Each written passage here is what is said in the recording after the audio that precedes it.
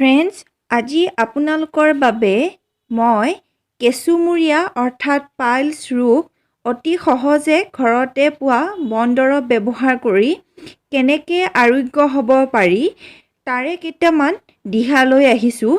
প্ৰথমটো হৈছে নাম্বাৰ 1, যদি আপোনালোকৰ পাইলছ হোৱাৰ বাবে তেজ পৰে তেতিয়াহ'লে আধা গিলাচ গাখীৰত গোল নেমুৰ ৰস মিহলাই খালে তেজ পৰা বন্ধ হয়। নম্বৰ 2টো হৈছে ঘিউ, পিঁয়াজ, চেনি সম পৰিমাণে ল'ব, 25 গ্ৰামমানকৈ ল'ব আৰু একেলগে কেইদিনমান যদি খায় তেতিয়াহ'লে তেজ পৰা বন্ধ হ'ব। নম্বৰ 3টো হ'ল মেথি গুটি 10 গ্ৰাম আৰু আধা গিলাচ গাখীৰৰ সৈতে খালে পাইলছত তেজ পৰা বন্ধ হয়।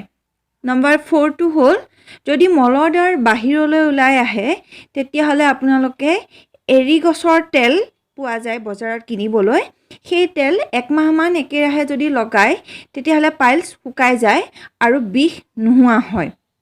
নম্বৰ 5টো হ'ল চফ গুটি, জিৰা আৰু ধনিয়া পাত 1 চামুচকৈ ল'ব আৰু 2 কাপ পানী তাত মিহলি কৰি উতলিবলৈ দিব আৰু যেতিয়া উতলাব তেতিয়া পানীখিনি আধা হ'বলৈ দিব আৰু আধা হোৱাৰ পাছত চেকি ল'ব আৰু তাৰ লগত 1 চামুচ খাটি ঘিউ দিব।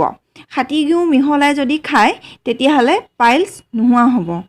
নেক্সট পইণ্টটো হ'ল নাম্বাৰ 6 আৰু এই 6 পইণ্টটোত আছে যে আমাৰ ঘৰত সাধাৰণতে পোৱা দুপৰ টেঙা বুলি কয় এটা পাত পোৱা যায়।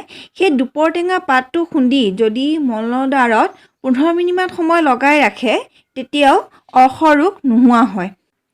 নেক্সট নাম্বাৰ 7 পইণ্টটো হ'ল আমাৰ ঘৰত সাধাৰণতে পোৱা এবিধ ফল হৈছে পকা বেল। গাঁৱে ভূঞে বা বজাৰতো কিনিবলৈ পোৱা যায়। সেই পকা বেল যদি নিয়মীয়াকৈ 10-12 দিন যদি খায় তেতিয়াহ'লে পাইলছ নোহোৱা হ'ব। নাম্বাৰ 8 পইণ্টটো হ'ল ছালকুঁৱৰী বুলি কয় এবিধ গছ আছে। সেই গছৰ ৰসটো মাজত যিটো বিজলীয়া অংশ পায় তাৰ 1 চামুচ ল'ব আৰু তাৰ লগত অলপ কম পৰিমাণে খাটি গৰুৰ ঘিউটো মিহলাই যদি খায় তেতিয়াহ'লেও পাইলছ নোহোৱা হ'ব।